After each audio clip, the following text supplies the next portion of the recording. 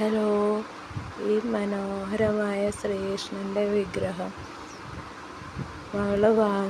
വിഷുക്കണി ഒരുക്കാൻ വാങ്ങിയപ്പോഴും മുതലാണ് വിഷു ഒരുക്കണം എന്നുള്ള ആ ഒരു ഓർമ്മപ്പെടുത്തൽ തന്നെ ഉണ്ടായത്.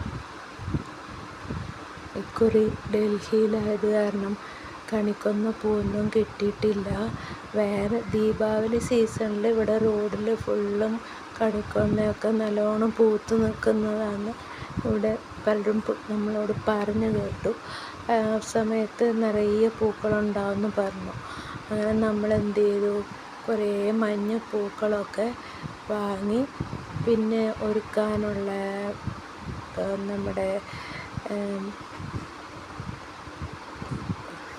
ഫ്രൂട്ട്സും വെജിറ്റബിൾസും പിന്നെ അതുപോലെ നമ്മൾ മയിൽപ്പീലി വാങ്ങി.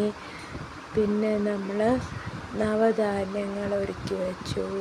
കുങ്കുമം, മഞ്ഞൾ, കൺമഷി, മറ്റ് പൂജാദ്രവ്യങ്ങൾ, മധുരപലഹാരം, ഭഗവാന് ഉണ്ണിയപ്പം, അതുപോലെ പാൽപ്പായസം,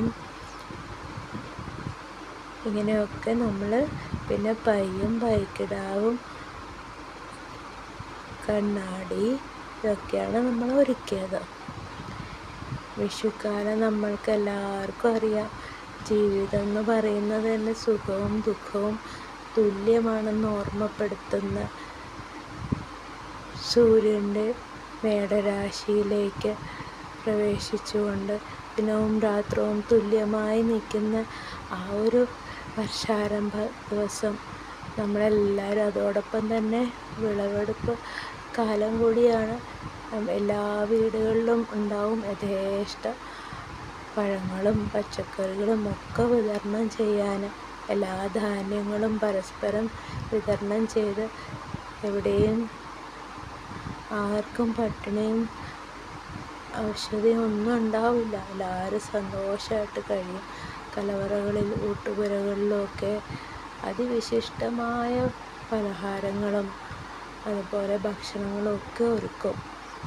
അങ്ങനെയുള്ള ഈ വിഷുക്കാലം വളരെ മനോഹരമായ ഓർമ്മകൾക്കൊപ്പം ദുഃഖകരമായ ഓർമ്മകൾ നമ്മൾ കഴിയുന്നതും കുഞ്ഞു മക്കൾക്ക് വേണ്ടിയിട്ടാണെങ്കിലും മാറ്റിവെക്കും.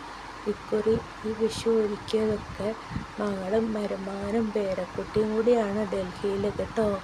പിന്നെ ഈ വീഡിയോയിൽ ലാസ്റ്റ് കാണുന്ന നമ്മുടെ മകന് നാട്ടിൽ നമ്മുടെ വീട്ടിൽ കൊച്ചച്ഛൻ്റെ മകളെയും കൂട്ടി പെങ്ങളെയും കൂട്ടി ഒരുക്കിയ ഒരു മനോഹരമായ മറ്റൊരു വിഷുക്കണി കൂടിയാണ് ഉൾപ്പെടുത്തിയിട്ടുള്ളത് കേട്ടോ. എല്ലാവരും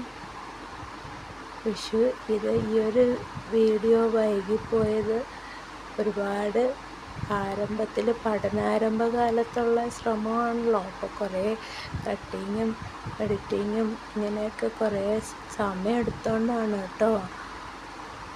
ഒരുക്കങ്ങളൊക്കെ എല്ലാവർക്കും ഇഷ്ടമായോ?